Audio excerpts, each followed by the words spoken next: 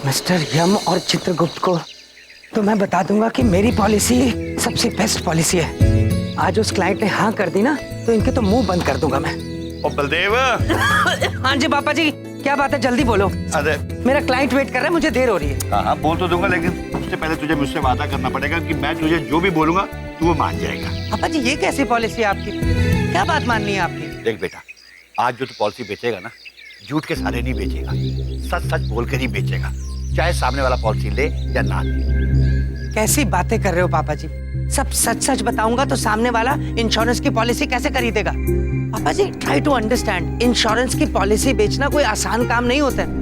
अगर क्लाइंट को सब सच सच बता दूंगा तो क्लाइंट पॉलिसी नहीं लेगा और मेरी पॉलिसी नहीं बिकेगी तो पापा जी मेरी नौकरी चली जाएगी, घर कहाँ से चलाएंगे, रोटी कहाँ से खाएंगे? बबलू पापा वो एक बात पूछे। हाँ जी आप पूछिए। सकाए होते हैं वो, हम ही कह रहे थे कि नौकरी जाती है तो जाए। अच्छा हम नहीं चाहते आप ऐसी कोई नौकरी करें जिसमें आपको झूठ बोलना पड़े, हमेशा परेशान रहना पड़े। वो समझ रहे हैं?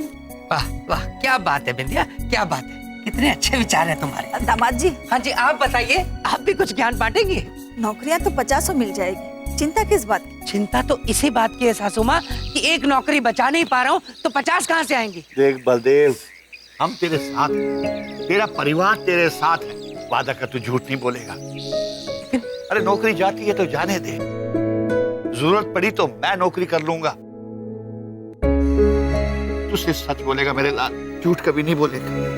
पापा जी आप नौकरी क्यों करेंगे? मैं कोशिश करूंगा सच बोलने की। शाबाश मेरे बच्चे, कोशिश कर। All the best.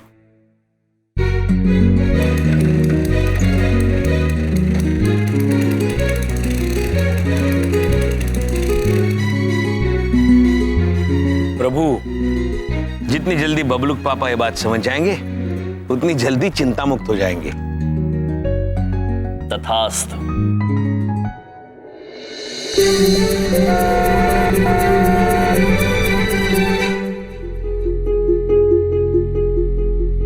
सर हमने ब्रोशर तो पढ़ लिया, इसमें कुछ स्कीम है जिस पे हम विचार कर सकते हैं। तो मिस्टर बलदेव, हमारी कंपनी लगभग 30 साल पुरानी है और हाल ही में हमने एक नया प्रोडक्शन यूनिट शुरू किया है जिसमें हमारे वर्कर्स को काफी रिस्क भी है। इसलिए हम चाहते हैं कि हमारे वर्कर्स के इंश्योरेंस कोई ऐसी कंपनी करे जो उनके सारे रिस्क कवर कर सके। तो मैं उम्मीद करता हूं कि आप हमसे कुछ ऐसा कहेंगे जो हमें सुनने में अच्छा लगे। देख बेटा, आज जो तू पॉलिसी बेचेगा ना, झूठ के सहारे नहीं बेचेगा, सच सच बोल कर ही बेचेगा, चाहे सामने वाला पॉलिसी ले या ना ले। अब देखिए सर, आपने ब्रोशर तो पढ़ लिया होगा जी, लेकिन वो जो छोटे छोटे अक्षरों में टर्म्स एंड कंडीशंस लिखी होती हैं वो आपने नहीं पढ़ी होंगी।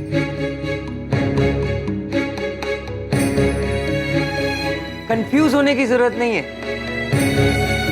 वैसे तो मेरी पॉलिसी नहीं है कि मैं उन छोटे छोटे अक्षरों में लिखी हुई टर्म्स एंड कंडीशंस के बारे में आपको बताऊं, लेकिन फिर भी मैं आपको जरूर बताऊंगा, भले फिर आप पॉलिसी लें या ना लें। Right, I will explain. इन परिस्थितियों में आपको पैसे नहीं मिलेंगे।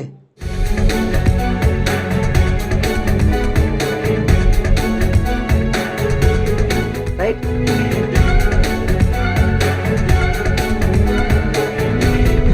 मिस्टर बलदेव, आपको नहीं लगता कि आपने हमसे कुछ ज्यादा ही सच बोल दिया? मेरे कहने का मतलब है कि आप चाहते तो हमें बाकी एजेंट्स की तरह झूठ कह सकते थे, हमें पॉलिसी बेचने की कोशिश कर सकते थे और शायद हम खरीद भी लें। आप बिल्कुल सही कह रहे हैं। आज जब मैं अपने घर से निकल रहा था तो मेरे पापा जी ने कहा था, पॉलिसी बेचने जा रहे हो, झूठ मत बोलना, जो भी बताना सच बताना और टेंशन फ्री होकर बताना। अब आप लोगों ने ये सब सुन लिया है तो मुझे लगता नहीं है कि आप मेरी पॉलिसी में इंटरेस्टेड होंगे। आपने अपना कीमती वक्त दिया, बहुत बहुत शुक्रिया। Thank you once again. Good day sir.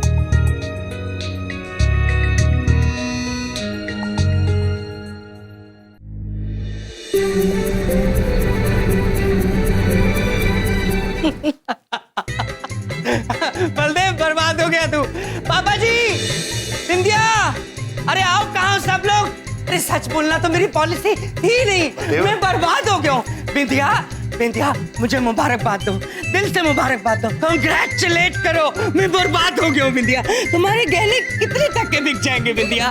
पापा जी, पापा जी मुझे गले लगाओ, मुबारक दो, जैसा आपने कहा मैंने वैसा किया। पापा जी आपके बेटे ने वर्ल्ड रिकॉर्ड बनाया नुकसान करने का। सासू माँ हमारा ना घर बिक जाएगा, हम सड़क पे आ जाएंगे, हरिद्वार चलेंगे सासू माँ, वहाँ गंगा में नहाना आप। यार यमराज, ये बलदेव को क्या हो गया है? इनसे क्या पूछ रहे हो पापा जी? इनकी तो पॉलिसी थी मुझे बर्बाद करना, सफल हो गई ना तुम्हारी पॉलिसी? हाँ हाँ सफल हो गई ना। अब हंसो हंसो ना, हंसो हंसो हंसो, खुशियाँ मनाओ, खुशियाँ मनाओ, हाँ हंसो ना। प्रभु, जीजा जी को क्या हो गया है? चिंता ना करें चित्रगुप्त जी, यदि बबलुक पापा ने सच बोला तो नतीजा भी अच्छा ही होगा। बबलुक पापा। हाँ बिंदिया, बोलो बोलो बिंदिया, हाँ, बोलो। आप चिंता मत करिए, सब ठीक हो जाएगा। चिंता कैसे न करूं बिंदिया, 4 करोड़ का क्लाइंट मिला, उससे पॉलिसी मांगी, मैंने कहा नहीं दूंगा, सच बोल दिया। हाँ तुम्हारे पति ने जो किया कोई कर सकता है बिंदिया? हाँ कोई नहीं कर सकता।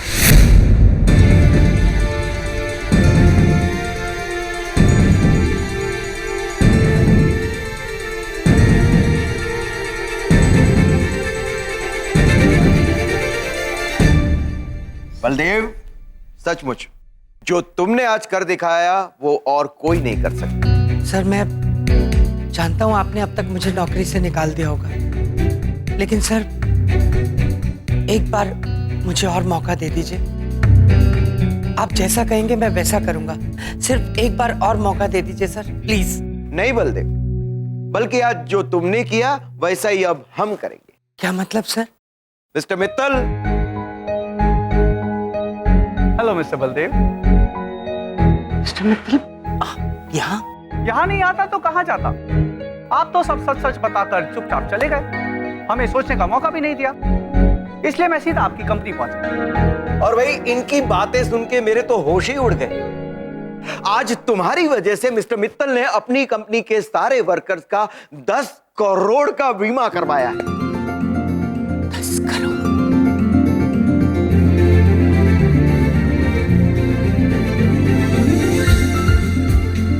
और जानते हो बलदेव, हमारी कंपनी का सबसे बड़ा बीमा तुमने किया है। तुमने बलदेव। सर मैंने पापा जी, सर पर मैं तो जब आपके पास आया था आपको सब कुछ सच सच बता दिया था, फिर भी आपने इतना बड़ा बीमा। मिस्टर बलदेव, जितना सच आपने बताया है उतना सच आज की दुनिया में बताता कौन है? इसलिए तो मैं आपसे मिलने आया हूं। हमारी कंपनी ने यह फैसला लिया है कि जिस कंपनी में आप जैसे सच्चे और ईमानदार एम्प्लॉइज काम करते हो, हमारी कंपनी उसी कंपनी से अपने वर्कर्स का बीमा कराना चाहती है।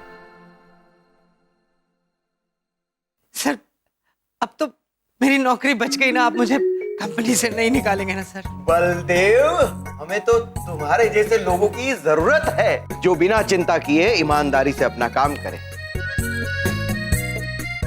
और यमराज जी, चित्रगुप्त जी, इसमें हमें आपकी जरूरत है। नहीं मालिक, जिस कार्यालय में बलदेव पुत्र जैसे लोग काम करते हो वहां हमारी कोई आवश्यकता ही नहीं है। और हम तो यही सिखाने आए हैं कि निर्भय होके सत्य का रास्ता चुने। नौकरी खो जाने के भय से अगर झूठ बोलेंगे तो वो बहुत अनुचित होगा। झूठ के सहारे आप चीजों को जल्दी पा तो सकते हैं, किंतु उन्हें संभाल के नहीं रख सकते। कब कहा था तुमने? हाँ कब कहा था? झूठ क्यों बोल रहे हो सर? इनकी तो पॉलिसी है, काम कोई और करता है और क्रेडिट ये ले जाते हैं। सर ये जो भी कुछ हुआ ना मेरे पापा जी की वजह से हुआ। मेरे पापा जी ने कहा था मुझे कि जो भी करना सच बोल के करना और सच की राह पर चलना। ओ बबलू पापा, एक बात पूछें, जो पापा जी आपको कह रहे हैं ना, ओ भैया। Baldev, yes sir. आज का तुम्हारा काम देखकर एक मेरे दिमाग में जबरदस्त आइडिया आया है। जी सर। मैंने फैसला किया है कि आज से हमारी कंपनी की एक नई पॉलिसी होगी। सच्चाई ही हमारी अच्छाई है। और इस नई पॉलिसी के तुम हेड होगे। मैं सर? प्रभु, और इस पॉलिसी को हम बुलाएंगे बलदेव पॉलिसी। मुबारक हो पुत्र।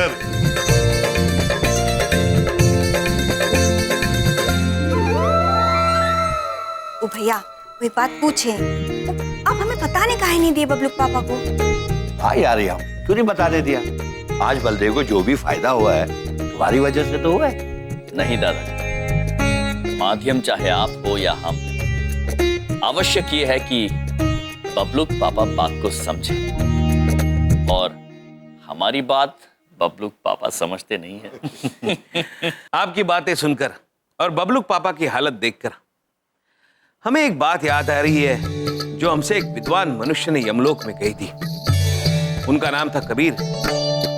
उन्होंने कहा था, चिंता ऐसी डाकनी काट कलेजा खाए, वैद्य बेचारा क्या करे, कितना मरहम लगाए। अद्भुत चित्रगुप्त, अद्भुत। कितनी उचित बात कही आप। अक्सर चिंता में मनुष्य गलत काम कर बैठता है, झूठ बोलने लगता है, और फिर एक झूठ को छुपाने के लिए 100 और झूठ बोल लेता है।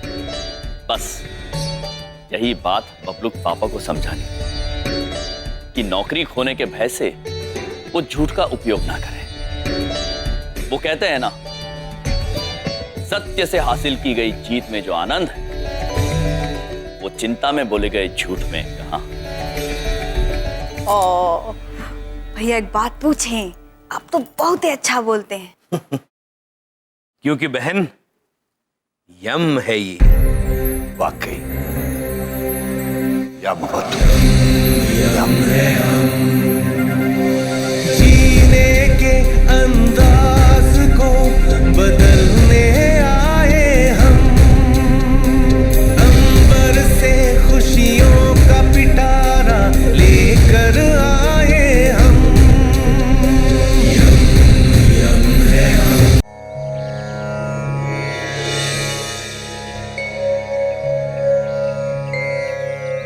प्रणाम पिताश्री। हमें इतनी शक्ति देना कि हम मनुष्यों की कमी को ठीक कर सके, और थोड़े जल्दी ठीक कर सके, ताकि थोड़ी जल्दी ऊपर आ सके। तो प्रभु, थोड़ी थोड़ी याद आ रही है। चित्रगुप्त जी, पिताश्री है सामने। क्षमा कीजिए पिताश्री, याद नहीं आ रही है।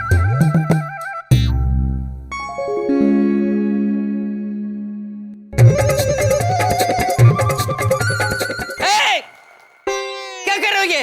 हाँ, दिमाग खराब हो गया क्या? फोन पे पानी फेंक दिया, फोन खराब कर दिया। क्षमा चाहते हैं पुत्र, हमें पता नहीं था कि आप है वहां। तुम्हें सब कुछ पता था। तुम जानबूझकर छत पे इसीलिए खड़े हो ताकि मेरे मोबाइल पर पानी फेंक सको। अरे तुम्हें कुछ समझ नहीं आती क्या? बेवकूफ हो। देखो बबलूक पापा, क्या है? तुम प्रभु से प्रभु के पिताश्री के सामने ऐसी बातें नहीं कर सकते। पिताश्री? हाँ।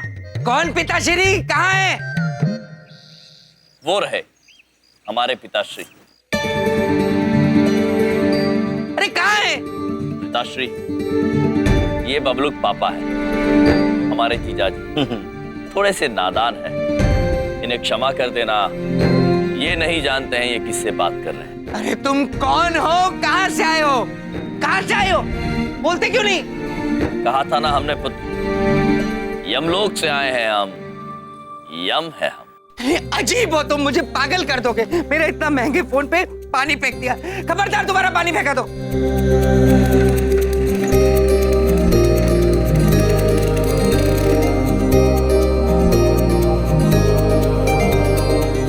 नादान है। आज तो मैं तुम्हें ठीक कर ही रहूंगा।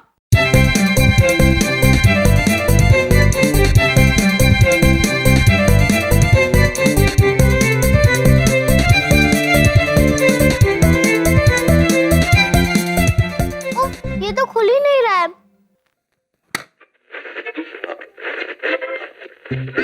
अरे ये तो शुरू हो गया। बबलू, आया मम्मी।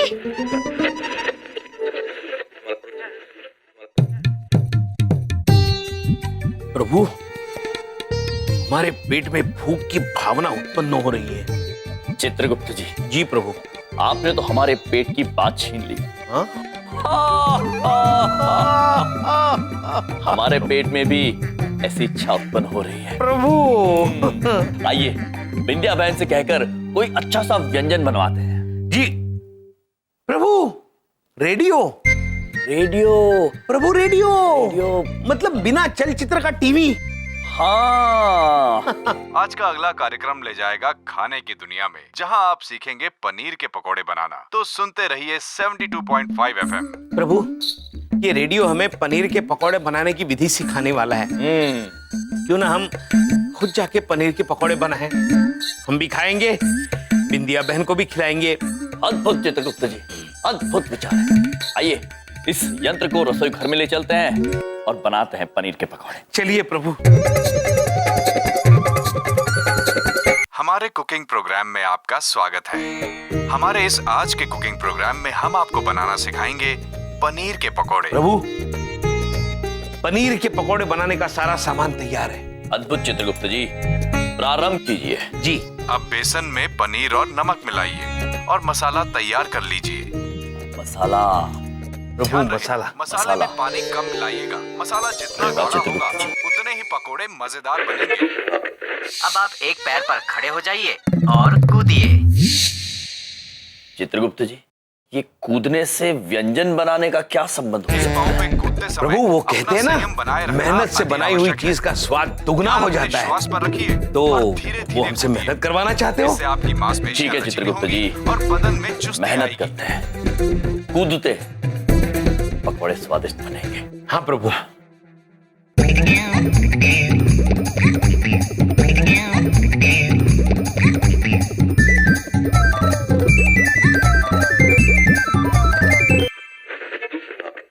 अब 2 हरी मिर्च ले लीजिए। लीजिए चित्रगुप्त जी। लीजिए प्रभु, आप भी लीजिए। वैसे तो हरी मिर्ची आप स्वाद अनुसार भी ले सकते हैं। अब आप विश्राम कीजिए और गहरी सांस लेते हुए धीरे धीरे अपना मुंह खोलिए।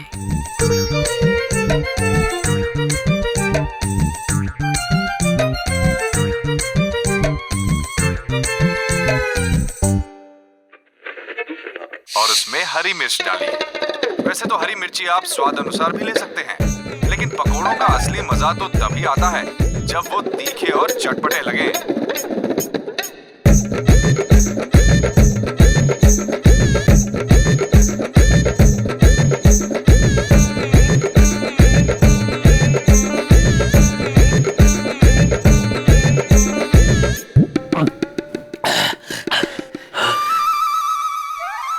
स्वादिष्ट है प्रभु। हाँ चित्रगुप्त जी, अद्भुत है।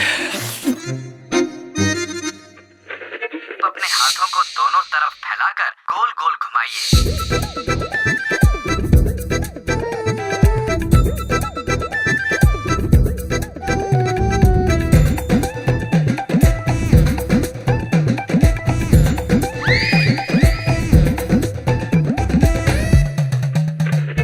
अब आप कढ़ाई में तेल डालिए। तेल बस इतना भर डालिए कि पैन सूखा ना रहे। घुमाते घुमाते कढ़ाई में तेल कैसे डालेंगे प्रभु?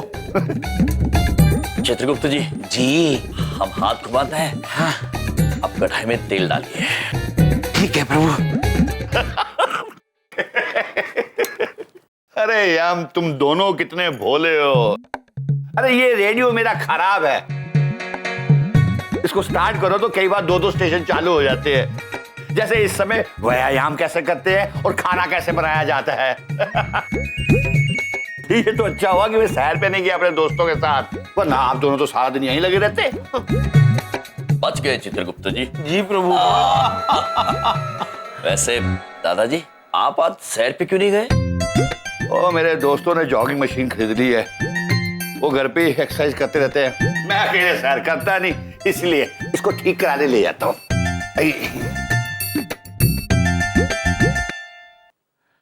चित्रगुप्त जी। जी प्रभु। घर में ही सैर करने का यंत्र इजाद कर लिया है। इतनी सहूलियत है विज्ञान से। ये तो हमारे चमत्कार से भी आगे चले गए। हमें तो आज भी सैर के लिए महल के बाहर बादलों में जाना पड़ता है।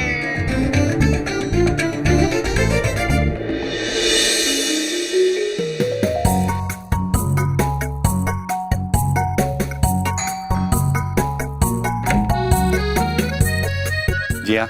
आपका कुरियर आया है, ये, और यहाँ पे एक sign. Thank you sir, have a nice day. क्या आ गया?